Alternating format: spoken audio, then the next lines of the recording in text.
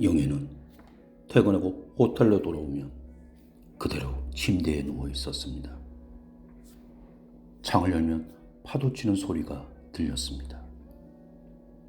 몸이 얼어붙을 듯 추운데도 누운 채 파도 소리를 들은 날도 있었습니다. 창을 닫아야 하는데 몸을 일으키기가 어려웠습니다. 물컵에 물을 따라 마시는 것조차 엄두가 나지 않아서 입이 말랐습니다.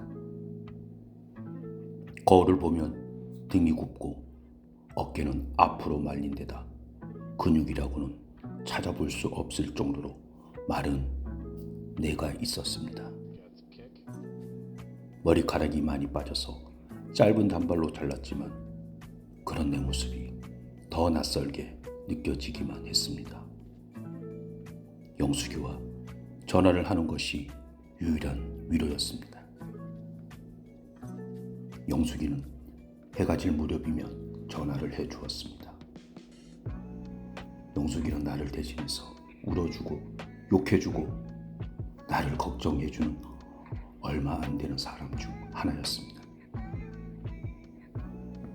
그 새끼는 참 뻔뻔해. 영숙이는 내 전남편 권빈을 개새끼라고 불렀습니다. 걔가 왜 욕이 됐을까? 영애는 영숙에게 물었습니다. 영숙이는 개새끼라는 말은 개의 새끼라는 뜻이 아니라고 했습니다. 여기서 개는 가짜라는 뜻이라고. 그러니까 정상가족이라는 테두리 밖에 가짜 자식을 뜻하는 명칭이라고 했습니다. 영숙이는 거기까지 설명하더니 나쁜 말이네 라고 말하고는 앞으로는 그 단어를 쓰지 않을 거라고 했습니다. 그러더니 개새끼, 미친놈, 씨발놈 어느 것 하나 쓸만한 말이 없다면서 인간은 왜 이렇게 치졸하냐고, 왜 꼭 약한 사람을 질밟는 식으로밖에 욕을 못 만드냐고 했습니다.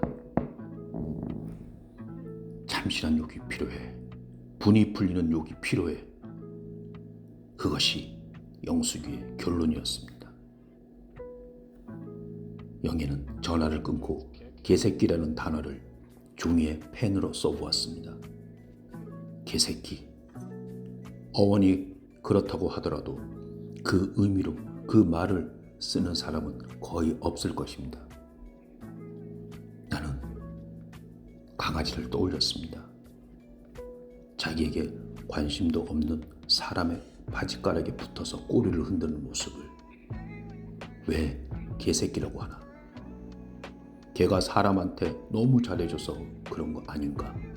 아무 조건도 없이 잘해주니까, 때려도 피하지 않고 꼬리를 흔드니까, 복종하니까, 좋아하니까, 그걸 도리어 우습게 보고 경멸하는 게 아닐까?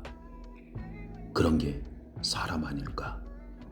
나는 그 생각을 하며 개새끼라는 단어를 가만히 내려다봤습니다. 나 자신이 개새끼 같았습니다.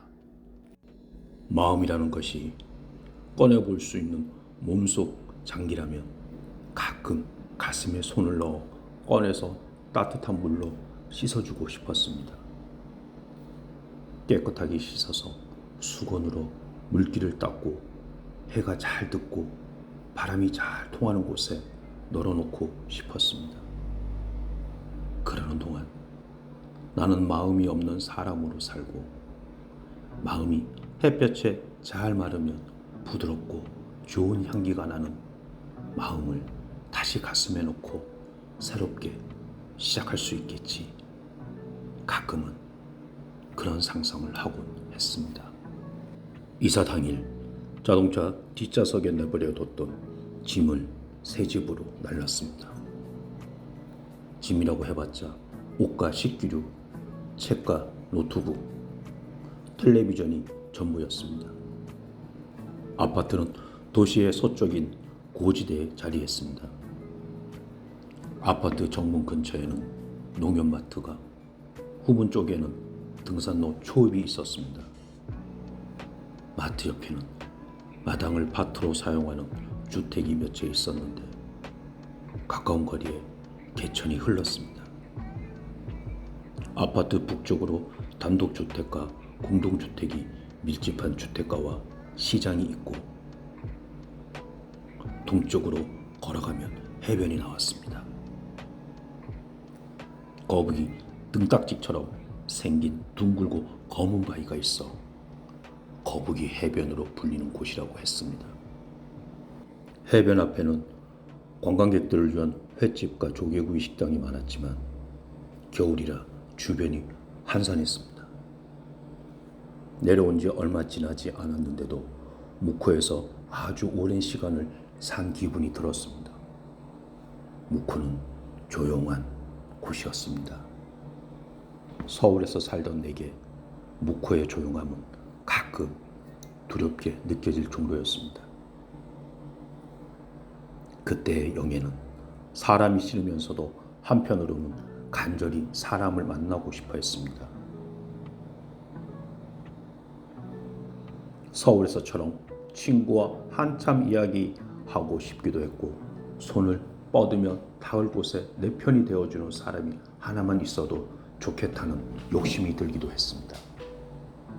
하지만 가깝고 끈끈해서 속까지 다 보여주고 서로에게 치대는 사이가 아니었으면 했습니다. 영애에게 결혼은 그런 것이었지만 더 이상 그런 관계가 가능하리라는 믿음이 들지 않았습니다.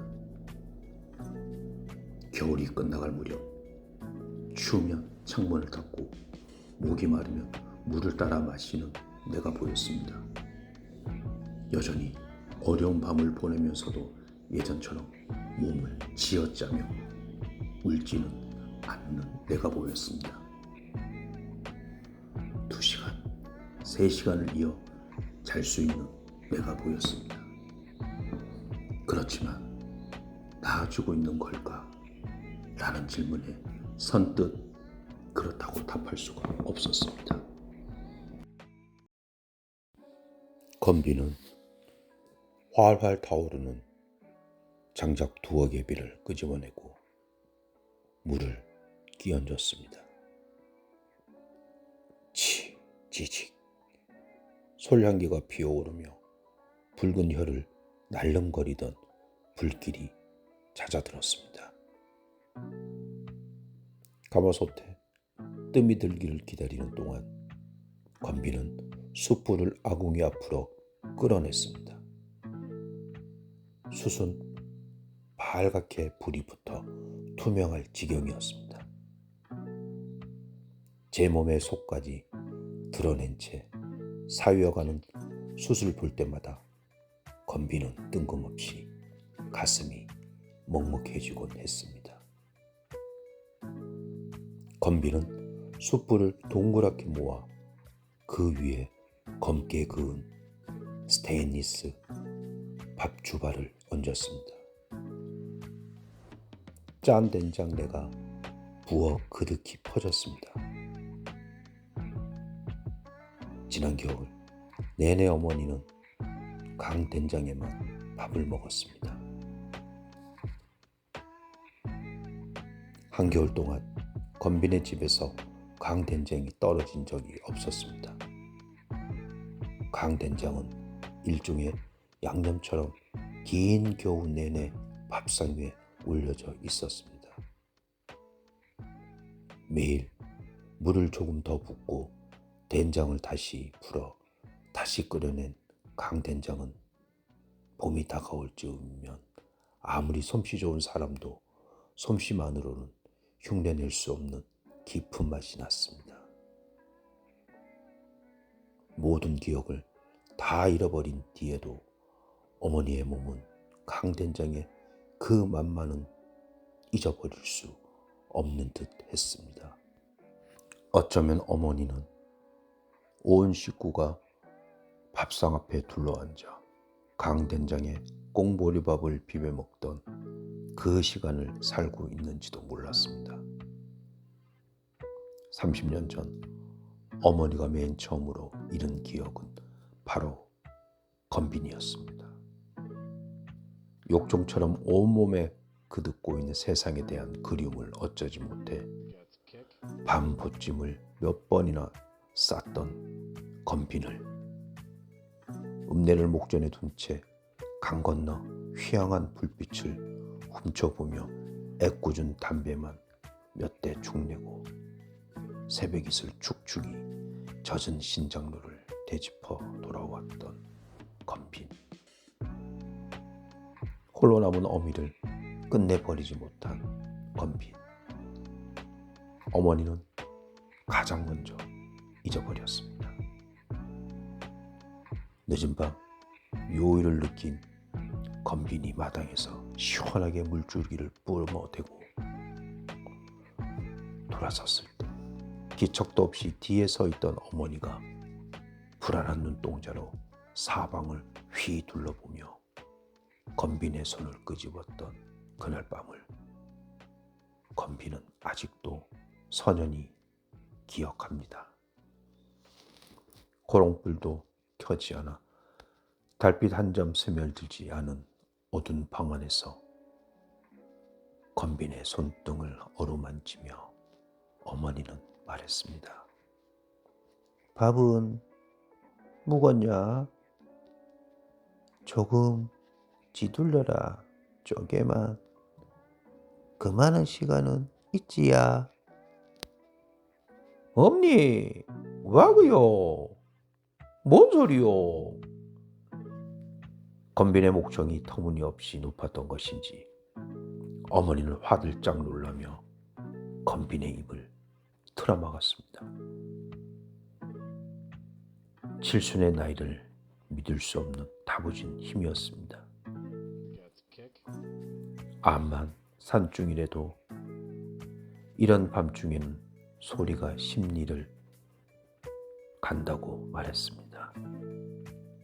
아랫말에 순사가 와 있는디 야가 시방 잡혀가면 어쩌려고.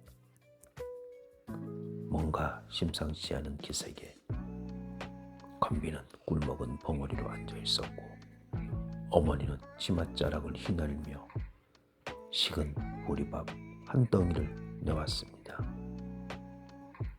봄이 다가올 무렵이라 그때도 찬이라고는 강된장에 묵은 김치뿐이었습니다.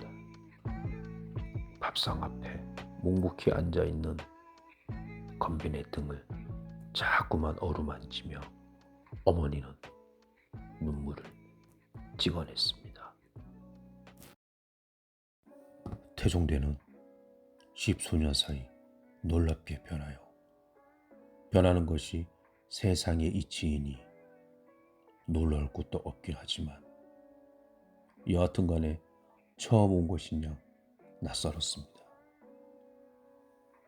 묵은 기억을 되짚어 찾아간 자살바위 위에는 우람한 전망대가 들어서 있었습니다.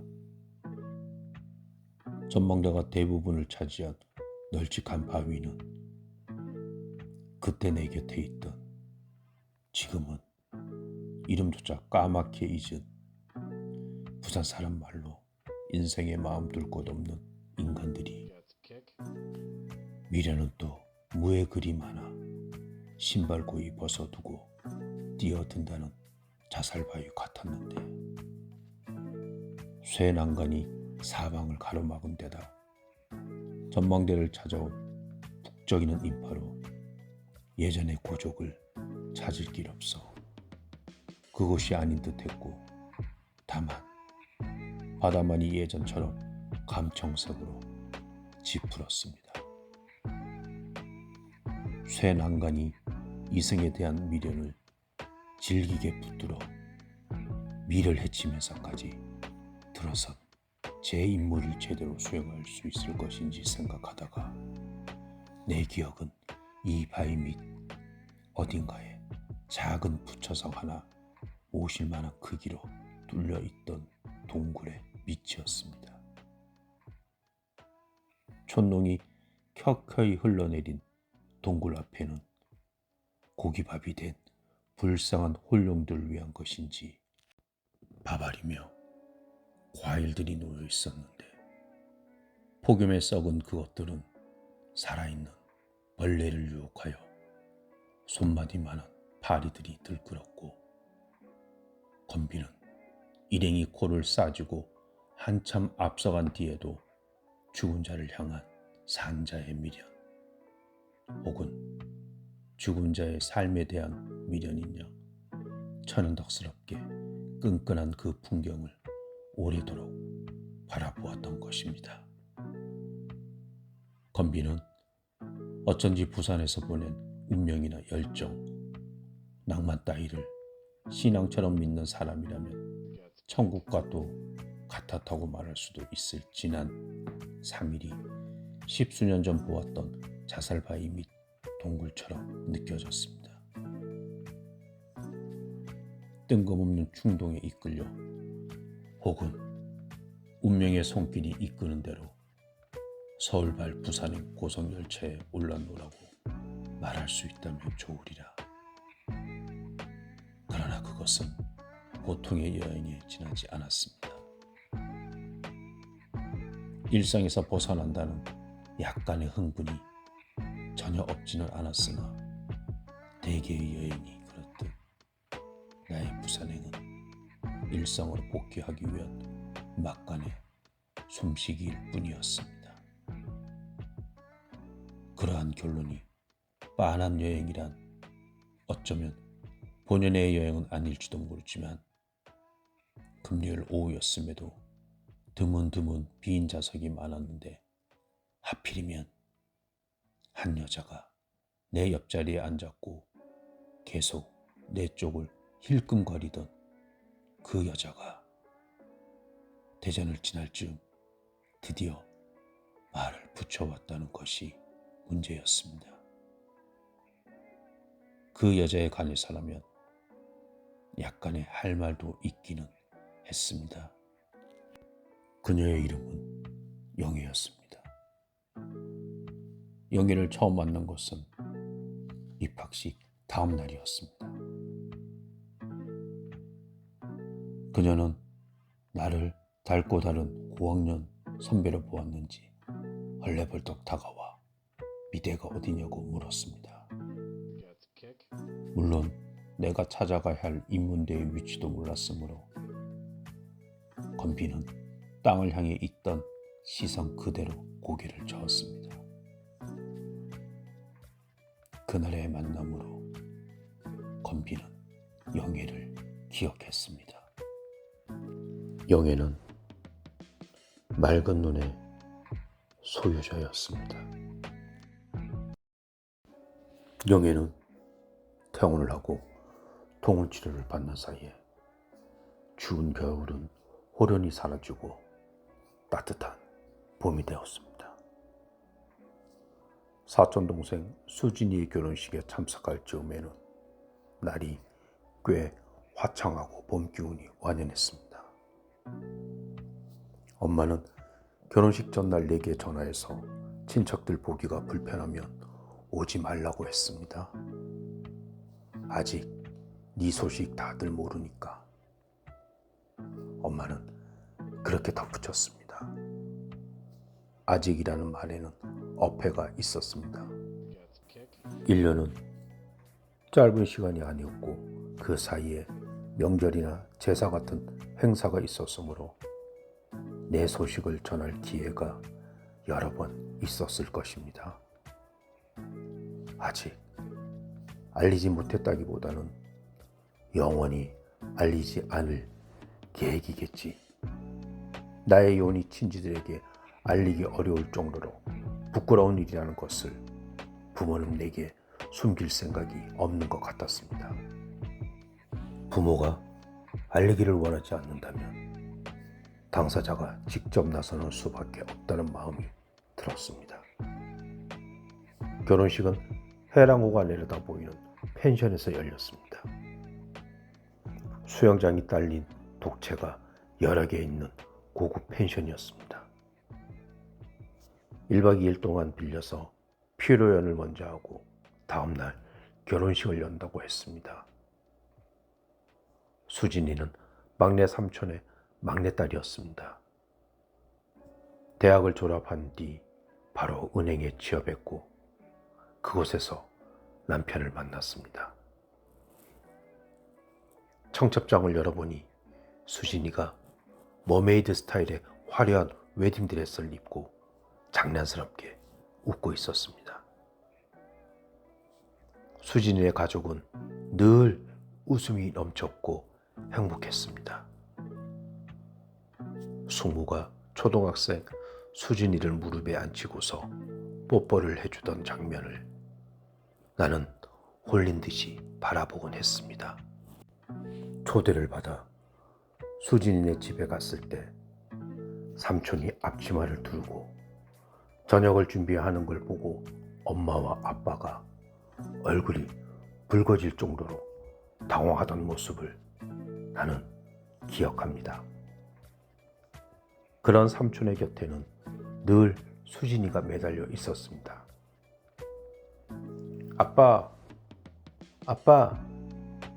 마치 친구를 대하는 것처럼 아빠를 부르면서 자신의 일상을 거리낌 없이 나누던 그 애의 모습을 기억합니다. 수진네 가족을 만나고 돌아오는 길이면 그저 10초라도 좋으니 누군가가 나를 꼭 안아줬으면 좋겠다는 생각을 했습니다. 외로움이라는 말을 몰랐을 때부터 피로연은 펜션 마당에서 열렸습니다. 신랑 신부가 해랑호를 등지고 기다란 테이블에 앉았고 몇 개의 둥근 테이블에 하객들이 앉아서 음식을 먹고 샴페인을 마셨습니다. 사회자의 진행에 따라 하객들이 한 명씩 나가서 마이크를 잡고 축하의 말을 건네거나 노래를 불렀습니다. 나는 엄마 아빠와 테이블에 앉아서 행사를 지켜봤습니다. 날이 점점 저물기 시작하더니 완전히 어두워지자 마당에 걸린 탁구공만한 둥근 전구들의 불이 들어왔습니다. 그쯤 펜션에 도착한 첫째 삼촌이 우리 테이블 쪽으로 다가왔습니다. 그는 이런 상황이 어색하다는 듯이 이를 보이며 웃었습니다. 나는 아빠와 첫째 삼촌이 함께 있는 자리서는 늘 긴장을 했습니다. 둘은 서로를 단 한순간도 견디지 못하는 것처럼 보였습니다. 어린 날을 앞에 두고서도 그들은 여러 번 고성을 지르면서 싸웠습니다. 아빠는 자신이 희생해서 대학을 포기한 덕분에 두 동생이 대학에 갈 수 있었다고 생각했습니다. 그건 사실이기도 했습니다. 막내 삼촌은 아빠의 희생에 대해 항상 감사함을 표현한 것과는 다르게 첫째 삼촌은 그러지 않는다는 점에 있었습니다. 오히려 첫째 삼촌은 할머니가 장난만 편애하고 둘째인 자신을 외면했다면서 사사건건 아빠를 향해 적개심을 드러냈습니다. 아빠에 대한 반감이 나에 대한 감정적인 괴롭힘으로 이어진 적도 여러 번 있었지만 아빠는 삼촌의 그런 공격을 무시할 작정으로 그가 나를 괴롭히는 것을 못 본 채 했고 엄마 또한 방관하기는 마찬가지였습니다. 명혜야, 오랜만이다. 남편은 안 보이네? 삼촌이 물었습니다. 제가 말씀드렸어야 했는데 삼촌, 저 이혼했어요. 벌써 1년이나 됐어요. 형수, 영애가 뭐라는 겁니까? 이혼이요? 1년이나 다 됐다는데 왜 말을 안 했어요? 삼촌은 어이없다는 듯이 소리를 내어 웃었습니다. 엄마는 별말 없이 접시 위에 음식을 바라보며 입술을 굳게 깨물었습니다. 제가 삼촌한테 직접 알리겠다고 한 거예요. 이혼이 보통 일이 아니더라고요. 정리할 것도 많아서 1년이 빠듯했어요. 영애는 잔에 샴페인을 따르고 나서 말을 이었습니다. 그리고 삼촌, 형수님이에요. 형수가 아니라. 삼촌의 얼굴이 일그러졌고 아빠가 두 주먹으로 테이블을 쳤습니다. 젓가락과 포크가 바닥에 떨어졌습니다. 주변은 잠시 정적이 흘렀습니다. 너는 지금 그걸 말이라고 하냐? 이렇게 부모 개망신을 시켜야 속이 후련하냐? 씨발, 이혼이 자랑이야? 네가 뭐 잘난 게 있다고 어른을 가르치려고 들어? 아빠가 술 취한 목소리로 소리쳤습니다. 사람들이 와서 아빠를 말리자 아빠는 고개를 푹 숙였습니다.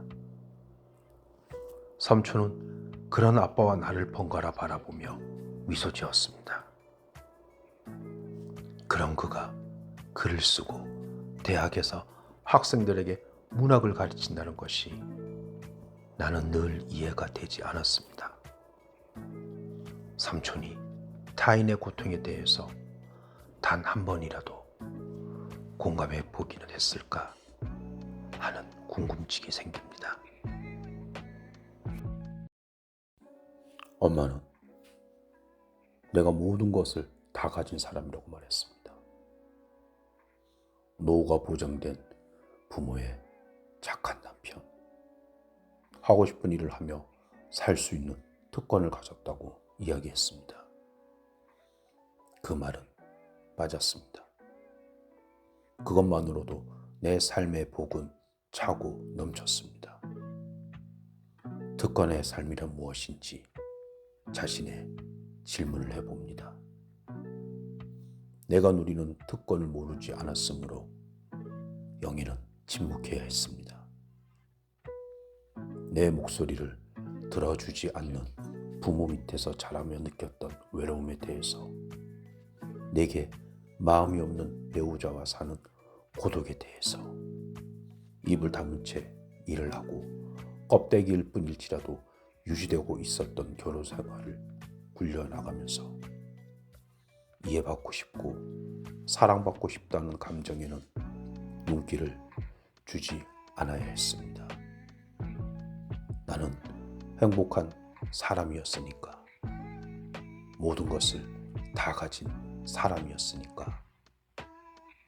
그 껍데기들을 다 치우고 나니 그제야 내가 다 보였습니다.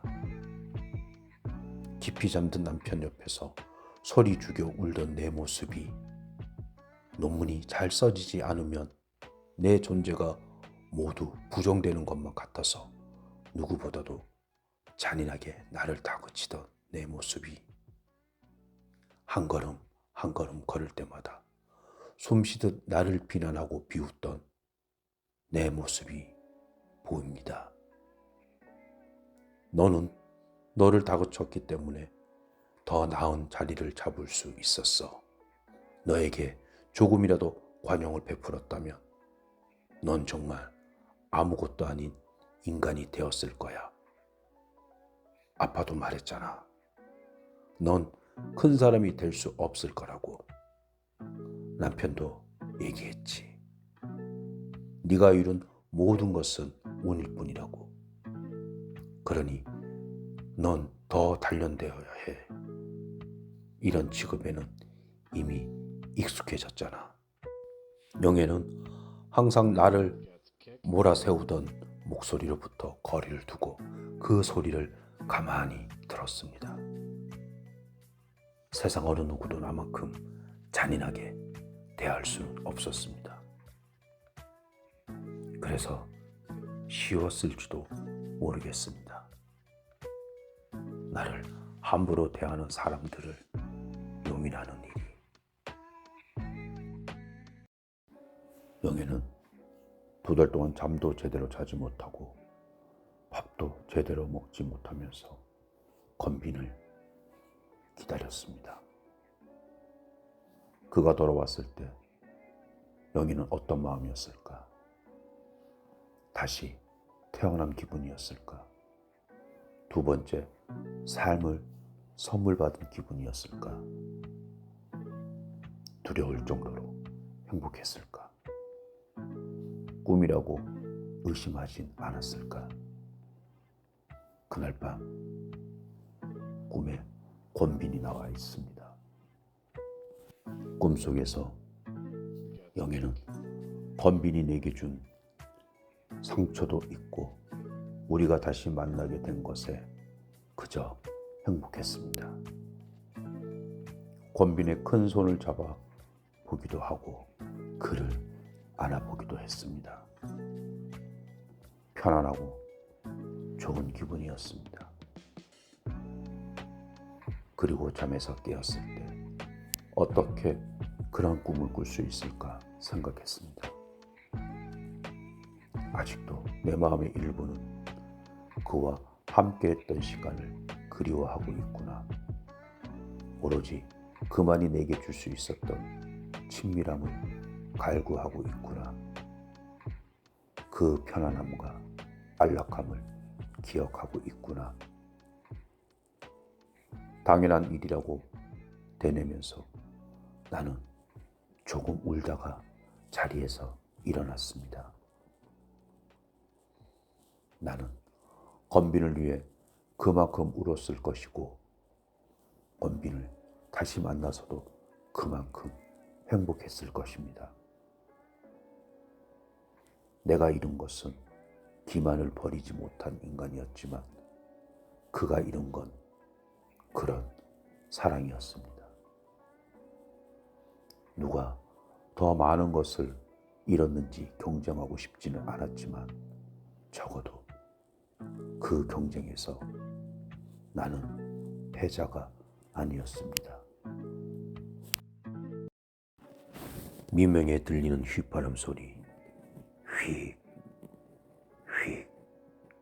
건빈은 방 한가운데 앉아 끊어질 듯 이어지는 휘파람 소리를 들었습니다. 일찌감치 깨어난 휘파람새 울음소리, 물질하는 안악의 숨소리, 늪을 건너는 거룻배에 노젓는 소리. 건빈은 미명의 휘파람 소리가 좋았습니다. 건빈은 제 이름을 부르듯 휙, 휙, 휘파람을 따라 불러보았습니다. 그것은 먼 곳에서부터 온 반가운 기별, 젖먹이를 부르는 어머니의 나지막한 호명소리, 오래 기다린 연인의 반가운 손짓이었습니다. 휘파람 소리가 멈추고 마당을 가로지르는 조붓한 발걸음 소리가 들렸습니다. 가만 걷는 여자의 걸음소리, 바구니를 챙기고 빨랫줄에 널어놓은 고무 장옷을 걷고 수건을 탈탈 털고 건비는 바깥에서 들리는 작은 소리 하나도 놓치지 않으려 길을 세웠습니다. 잠시 후 철문이 열렸다 닫히고 걸음소리가 멀어졌습니다. 여자가 물질을 갑니다. 건비는 눈을 감으며 생각했습니다.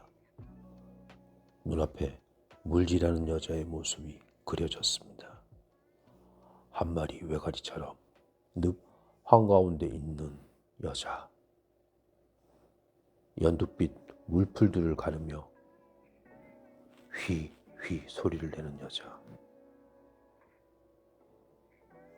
두건을 풀어 목에 물기를 닦아내는 여자. 건빈의 입가에 미소가 드리워졌습니다. 건빈은 옷을 걸쳐 입고 경첩 소리가 나지 않게 조심하며 문을 열었습니다. 마당을 가로질러 대문을 열고 나간 건빈은 개 한 마리가 배웅하듯 서서 쳐다보고 있었습니다. 건비는 안개 속에 몸을 숨긴 채 길을 나섰습니다. 건비는 그저 휘파람 소리를 따라 나온 것이라고 제 속에 대고 말했습니다. 안개를 따라 걷고 있을 뿐이라고. 하지만 머릿속에서는 고무 잠옷을 입고 걸어가는 여자의 모습만 아른거렸습니다. 두꺼운 고무 잠옷 속에 숨겨진 가녀린 몸이 빨갛게 상기된 돌과 그보다 더 붉은 두 입술이. 여자는 보이지 않았습니다. 사방이 늪이었습니다. 늪 가장자리를 따라가다 보면 또 다른 늪이 나왔고, 길을 걷다 보면 어느새 길이 끝나고 갈대숲이었습니다. 갈대숲을 헤치고 나오면 금방 지나왔을 법한 길이 다시 나타났습니다. 길을 잃었습니다. 어쩌면 안개와 갈대가 여자의 흔적을 지워버렸는지도 몰랐습니다. 건비는 안개 속에 우두커니 서서 주위를 둘러보았습니다. 늪이었습니다. 가시연잎이 가득한 늪.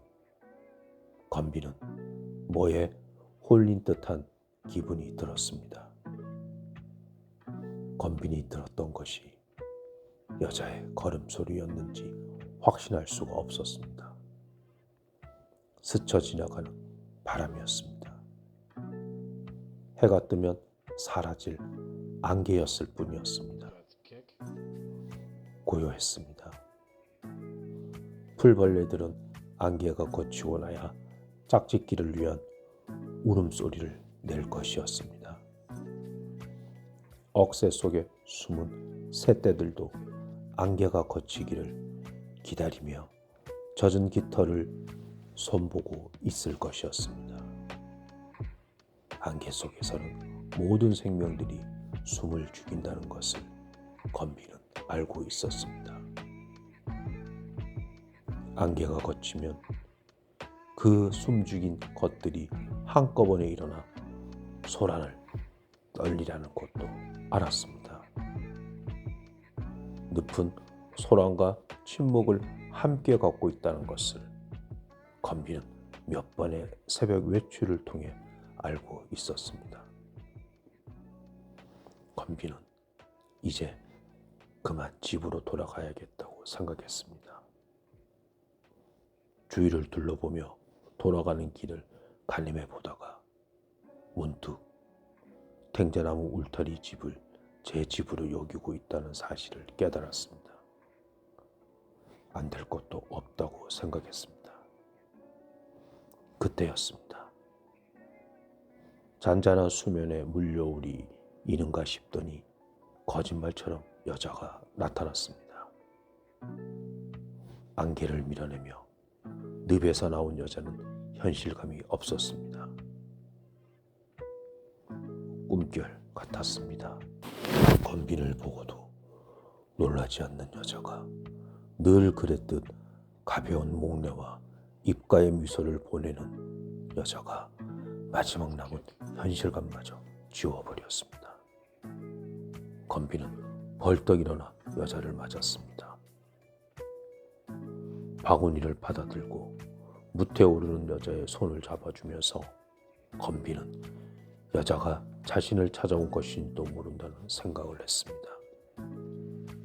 물질을 떠날 때마다 건빈이 자는 방문 앞에 서서 기척을 보내고 건빈이 따라오기를 기다리고 건빈의 손길을 기다리고. 일찍 나오셨어요? 잠이 안 와서요. 그냥 산책 삼아. 오늘은 우렁이보다 조개가 많네요. 조개국 끓여드릴게요. 괜찮으시면 이번엔 된장 넣고 끓여드릴게요. 아니면 말갛게 저는 다 좋습니다. 그런데 머리에 물풀이 잔뜩 가시한 줄기에 걸려서 넘어졌어요. 그래서 이쪽 늪은 잘 안 오는데 잘못하면 가시에 찔릴 수도 있거든요. 오늘은 아주머니들이 많아서 어쩔 수 없이 여기까지. 건비는 여자의 나긋나긋한 말소리가 듣기 좋았습니다. 눈에 하얀 장막이 들이오며 뭐든 훌훌 벗어 던져야 할 것 같은 느낌. 허물벗기 직전의 뱀. 여자의 목소리가 조금씩 멀어지고 있었습니다. 건비는 오늘따라 유난히 말이 많은 여자의 입을 다물게 하고 싶었습니다. 그 붉은 입술에 제 입술을 포개고 갑옷 같은 고무 장옷을 벗겨내고 젖은 옷도 마저 벗겨내고 하얀 속살을 거머쥐는 자신의 손을 상상했습니다. 가쁜 숨결이 뒤섞이고 비릿한 살레를 맞고 가까운 곳에서 새떼들이 날아오르는 소리가 들렸습니다. 영애는 2달 동안 잠도 제대로 자지 못하고 밥도 제대로 먹지 못하면서 건빈을 기다렸습니다. 그가 돌아왔을 때 영희는 어떤 마음이었을까? 다시 태어난 기분이었을까? 2번째 삶을 선물 받은 기분이었을까? 두려울 정도로 행복했을까? 꿈이라고 의심하진 않았을까? 그날 밤 꿈에 권빈이 나와 있습니다. 꿈속에서 영애는 권빈이 내게 준 상처도 있고 우리가 다시 만나게 된 것에 그저 행복했습니다. 권빈의 큰 손을 잡아 보기도 하고 그를 안아보기도 했습니다. 편안하고 좋은 기분이었습니다. 그리고 잠에서 깨었을 때 어떻게 그런 꿈을 꿀 수 있을까 생각했습니다. 아직도 내 마음의 일부는 그와 함께했던 시간을 그리워하고 있구나. 오로지 그만이 내게 줄 수 있었던 친밀함을 갈구하고 있구나. 그 편안함과 안락함을 기억하고 있구나. 당연한 일이라고 되뇌면서 나는 조금 울다가 자리에서 일어났습니다. 나는 건빈을 위해 그만큼 울었을 것이고 건빈을 다시 만나서도 그만큼 행복했을 것입니다. 내가 잃은 것은 기만을 버리지 못한 인간이었지만 그가 잃은 건 그런 사랑이었습니다. 누가 더 많은 것을 잃었는지 경쟁하고 싶지는 않았지만 적어도 그 경쟁에서 나는 패자가 아니었습니다. 할머니 집에 초대받은 지 한 달 만에 영애는 다시 할머니 집으로 갔습니다. 할머니는 자기가 책을 좋아하는 사람이었다고 말했습니다. 엄마를 키울 때도 연애 소설을 읽느라 가뜩이나 부족한 잠이 더 부족했었다고. 어린 시절에는 기갈이 든 사람처럼 책을 읽었다고 했습니다. 그러던 것이 시간이 지나면서는 도무지 책이 눈에 들어오지 않았다고. 글을 읽고 싶은 욕구는 강한데 활자가 눈에 잘 보이지 않았고 오래 집중해서 읽기도 어려웠습니다. 그러다 104장 소설을 받은 후로는 책을 펼칠 엄두조차 나지 않는다고 했습니다. 텔레비전이 낡아 화면이 흔들리는 게 눈에 안 좋을 것 같다는 내 말에 할머니는 텔레비전은 이제 보는 것이 아니라 듣는 것이 되었다고 했습니다. 영애는 자기 집 거실 한 귀퉁이에 놓인 텔레비전을 바라봤습니다. 크기는 작았지만 화면은 깨끗하게 나왔습니다. 언젠가부터 거실에 이불을 펴놓고 한없이 텔레비전만 보게 돼서 치워버려야겠다고 생각했던 차였습니다. 할머니에게 전화를 걸어 내 텔레비전을 가지고 갈 테니 괜찮은 시간을 알려달라고 말했습니다. 텔레비전은 보기보다 무거웠습니다. 겨우 텔레비전을 들고 온 나를 보고 할머니는 몇 번이나 미안하다고 했습니다. 이럴 줄 알았으면 자기가 내려가서 같이 가지고 왔을 거라고. 현관에서부터는 할머니와 같이 텔레비전을 들어 옮겼습니다. 거실장 위에 텔레비전을 올려놓자 할머니가 물었습니다. 영애야, 정말 텔레비 안 봐도 괜찮아? 나는 거실장 아래에 놓인 할머니의 텔레비전을 보며 말했습니다. 저거 버리세요. 할머니 눈 다 상해요. 어떻게 버려야 하는지는 아시죠? 나 혼자 산 지가 지금 몇 년인데 그걸 모르겠냐? 그러네요.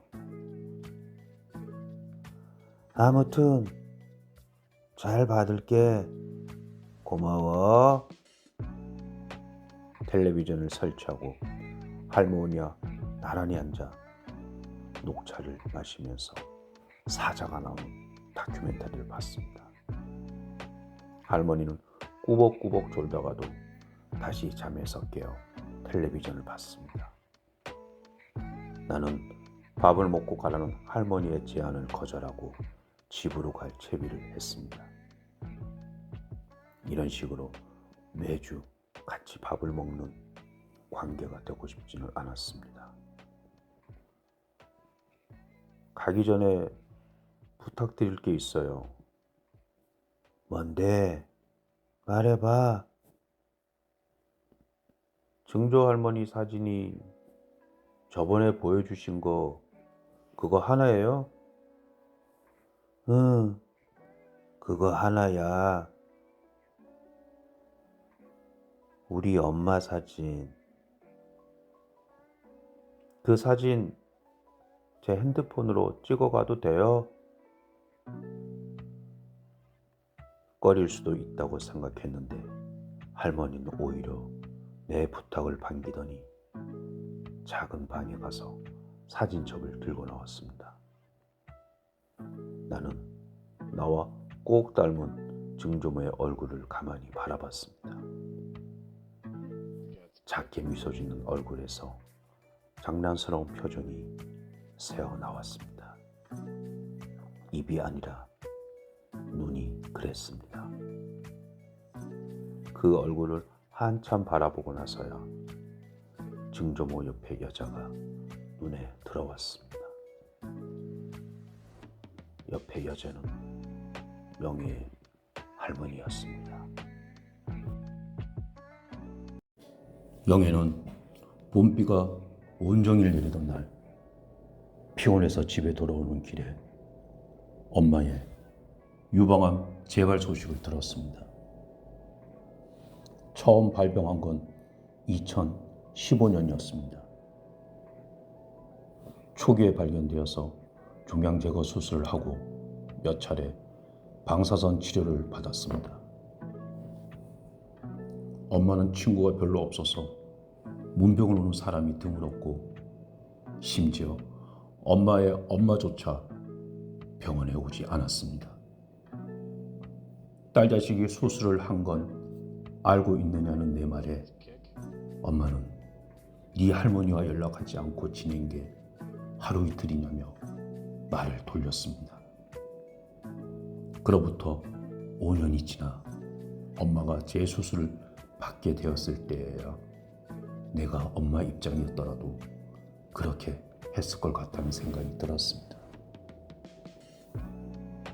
금요일 오전 수술이어서 하루 연차를 내고 서울로 올라갔습니다. 우리는 말을 별로 하지 않았습니다. 아프지 않으냐고 내가 물으면 괜찮다고 엄마가 대답하는 것이 대화의 전부였습니다. 웬일인지 엄마가 이번에는 아빠 끼니를 걱정하지 않았습니다. 아빠 밥 걱정 안 되나 보지? 라고 빈정대고 싶었지만 피주머니를 달고 누워있는 엄마를 보니 그런 생각을 한 내가 미워졌습니다. 그리고 내가 어쩔 수 없이 빈정대게 하고 차갑게 말하게 하는 엄마도 미웠습니다. 밉다 다 밉다 보니 아무리 사정이 있어도 자식에게 한 발짝도 먼저 다가가지 않는 할머니도 미워졌습니다. 할 일 없이 보조 침대에 누워있다가 나도 모르게 충동적으로 말했습니다.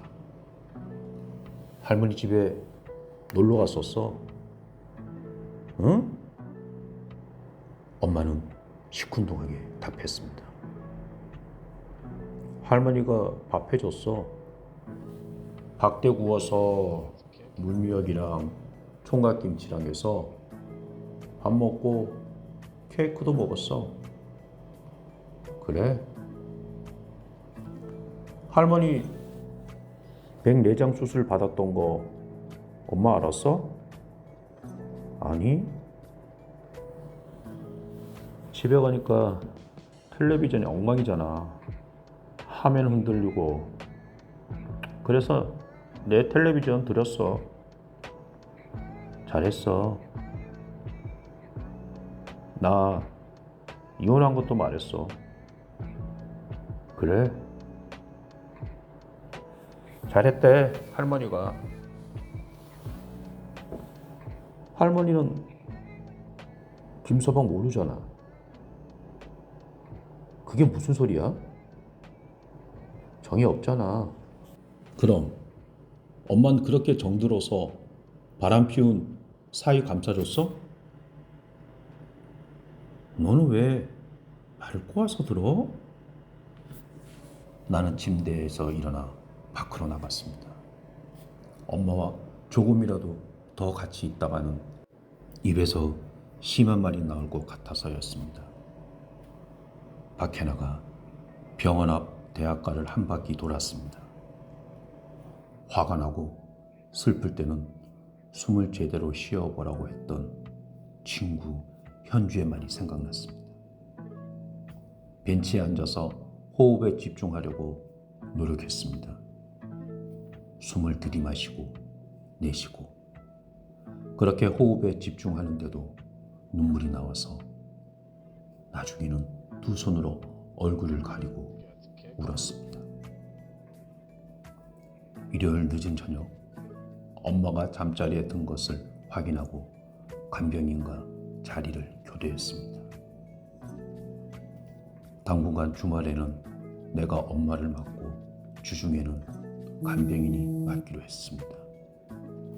한밤중에 운전해서 묵호로 돌아가면서 나는 엄마를 내내 간병할 수 없는 내 상황에 대해 죄책감을 느끼지 않으려고 애썼습니다. 동네에 단골 술집이 생긴다는 건 일상생활에는 재앙일지 몰라도 기억에 대해서는 한없는 축복입니다. 건비는 지난 5월 늦은 저녁이었습니다. 혼자 이 술집에 들른 것은 내 입장에서도 다소 의외였습니다.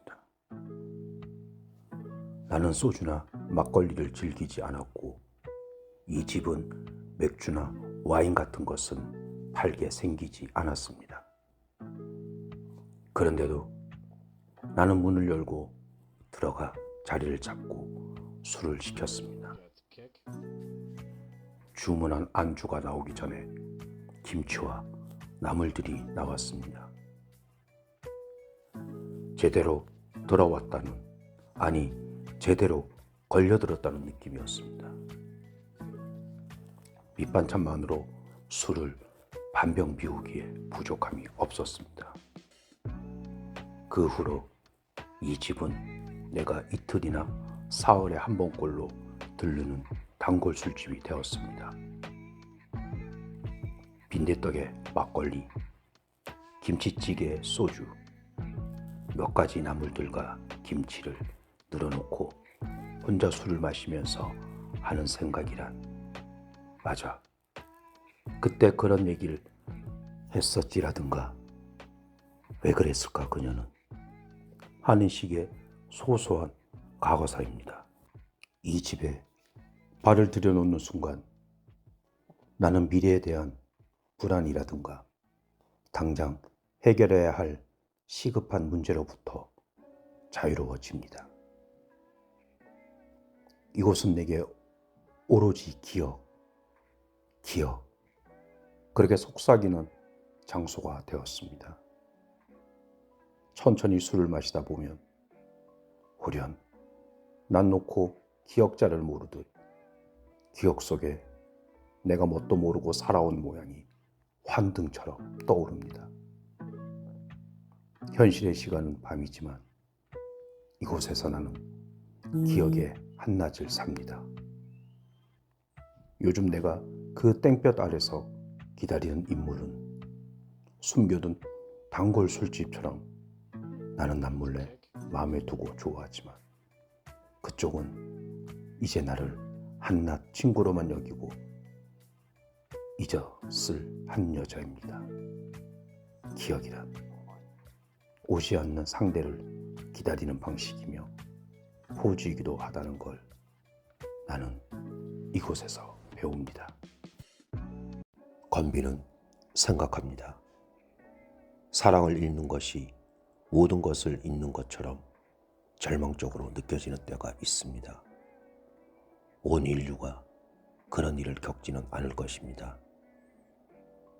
손쉽게 극복하는 경우도 있을 것이고 그런 게 있는 줄도 모른 채 늙어버리는 경우도 있을 것입니다.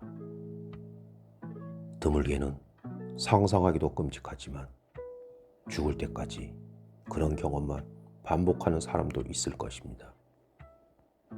어떤 삶이 더 낫다고 말할 수는 없습니다. 분명히 말할 수 있는 건 나도 3년 전에 그런 일을 겪었다는 정도입니다. 35세 나이에 자랑한 일도 아니지만 비밀도 아닙니다. 난 사랑을 믿은 적이 있고 믿은 만큼 당한 적이 있습니다.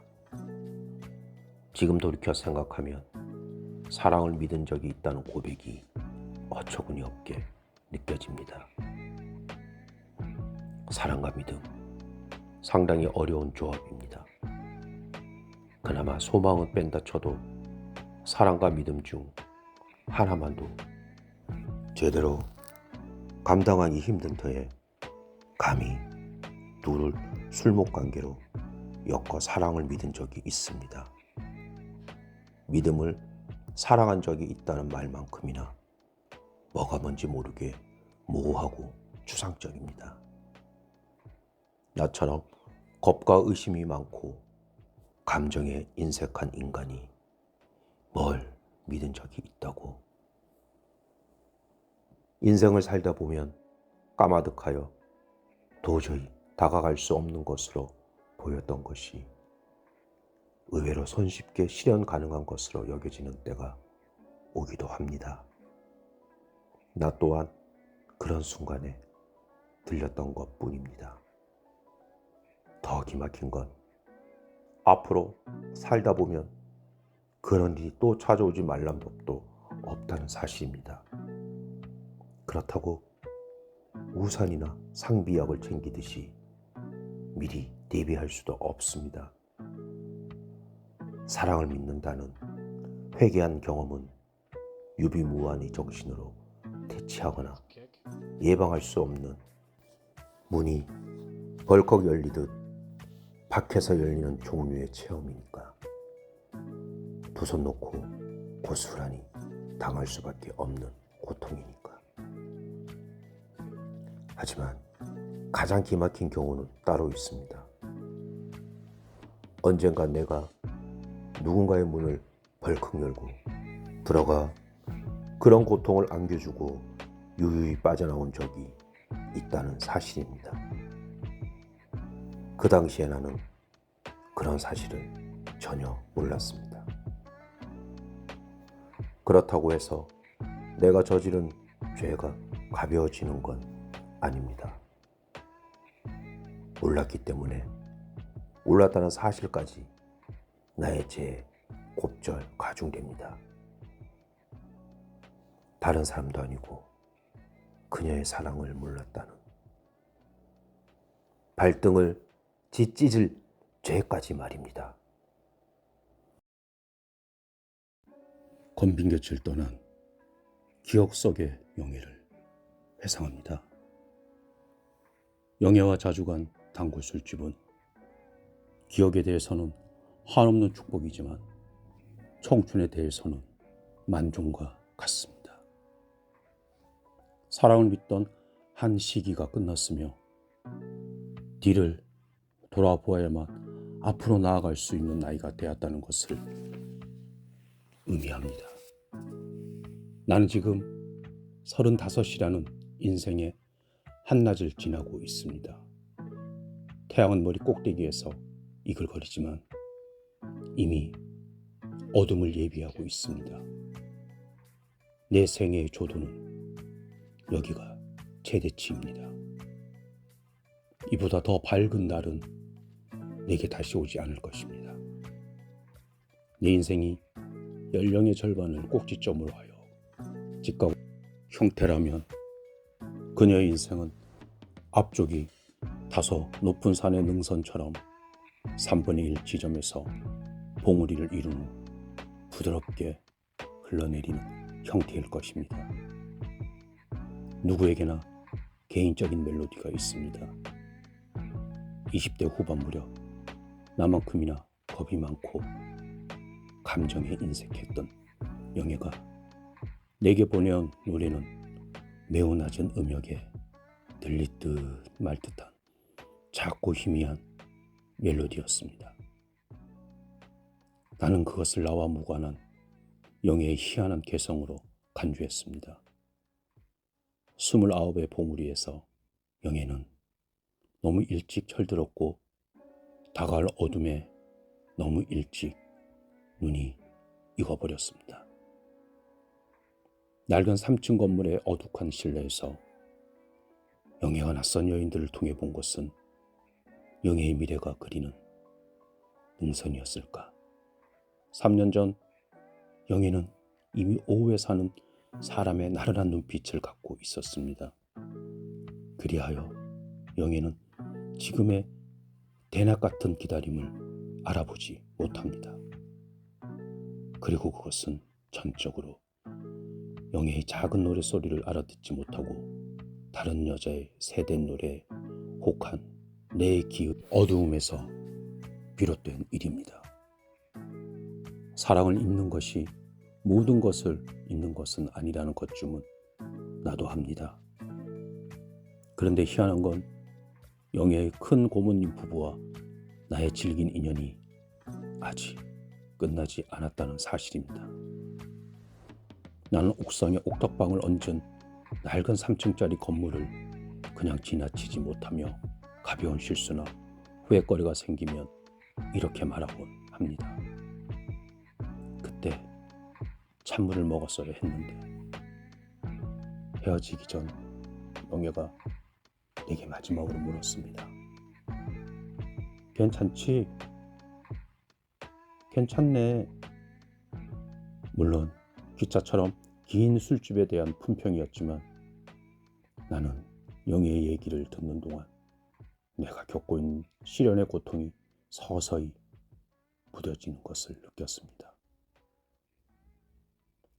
나는 영예의 괜찮냐는 물음에 괜찮다는 대답을 되풀이하면서 그녀가 자꾸 나의 안부를 묻고 나는 그것에 괜찮다 대답하는 듯한 착각이 들었습니다.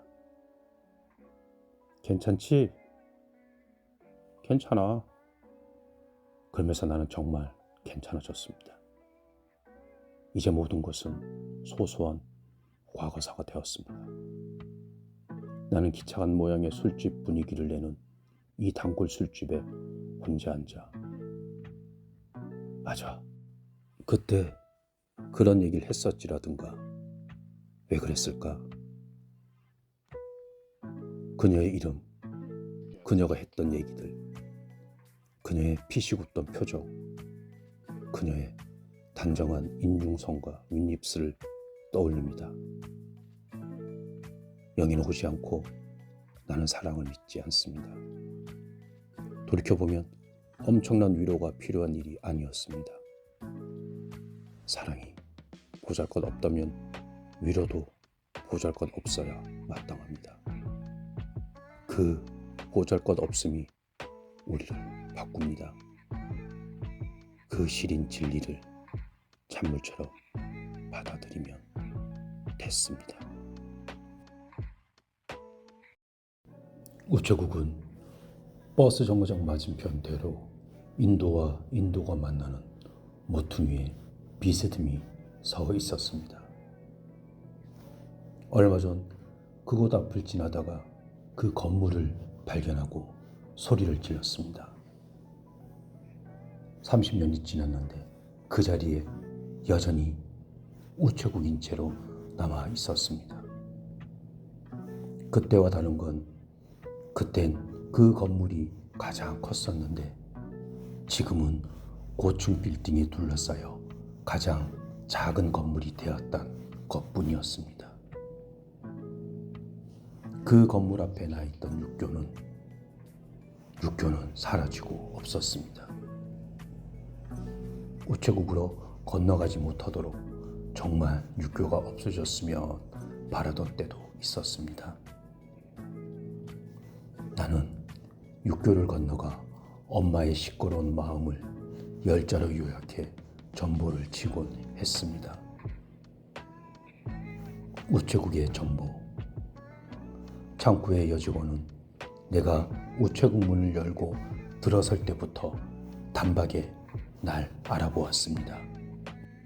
나는 왼쪽 뺨으로 여직원의 시선을 받아내면서 소폭끈을 묶고 우표를 붙이는 사람들 사이에 낀 채 전보 문구를 고쳤습니다. 우선 할머니는 어머니로 바꾸었다가 다시 모친으로 고쳤습니다. 최대한 줄이거나 뺄 수 있는 말은 빼야 했습니다. 오늘 새벽도 지웠습니다. 할머니가 언제 돌아가셨는지는 내일 묵호항에서 만나면 차차 알게 될 일이었습니다. 우체국 여직원이 날 기억하는 것은 다 그럴 만한 이유가 있어서였습니다. 11살짜리 계집애가 혼자 와서 아이들 위독 급 상경하시오 라는 전보를 쳐달라고 했으니 은연중에 내 얼굴을 흘끔 보았을 것입니다. 게다가 11자 글자를 바득바득 10자 가격에 해주면 안 되겠느냐고 우게 됐으니 눈, 코, 입까지 조목조목 따져보았을 것입니다. 신출내기 여직원은 호기심을 참지 못했습니다. 아이들 다 위독한 것 같은데 넌 대체 누구니? 마음 같아선 그 여직원 앞에서 고개를 쳐박고 딱 죽고 싶었습니다. 여직원은 무슨 사정인지 말 안 해도 다 알겠다는 듯 고개를 깊게 두어 번 끄덕이더니 선심쓰듯 하시오를 바람으로 고쳐 10자를 맞춰 주었습니다. 창고 앞에 서 있으면 안쪽에 난 방이 들여다 보였습니다. 머리가 기미까지 벗어진 중년 사내가 앉아 이런저런 장비를 만지작거리면서 전보를 받거나 전보를 쳤습니다. 아이들이 위독하다는 전보에도 불구하고 아버지는 상경하지 않았습니다.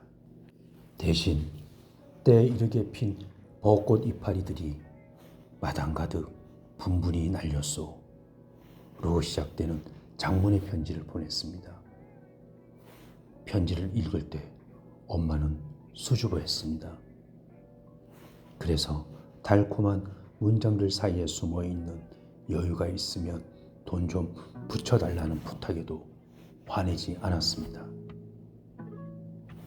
달이 차고 기울 듯 엄마의 심경도 차고 기울기를 반복했습니다. 매번 통하지 않을 것을 알면서도 전보를 쳐대는 엄마를 보면 언젠가 봤던 사마귀가 떠올랐습니다. 어쩌다 길 한중앙에 나와 선 사마귀를 자전거 바퀴가 치고 지나갔습니다. 사마귀는 배 아래쪽이 납작 눌려졌습니다. 어찌어찌 겨우 일어선 사마귀는 성했던 방금 전의 모습대로 돌아가기 위해 나처럼 생긴 앞다리를 들어 올리려 안간힘을 썼습니다. 또 누군가 밟고 지나갔습니다. 이번은 아예 일어서지 못한 채 바닥에 납작 눌려 붙었습니다. 눌려 조금씩 죽어가면서도 사마귀는 서 있을 때처럼 앞다리를 나처럼 세우려 눈에 띌 듯 말 듯 움직였습니다. 그 포즈만이 진정 자신을 사마귀답게 한다는 엄마는 잊을만 하면 한 번씩 속듯이 전달되지 않을 전보를 쳤습니다.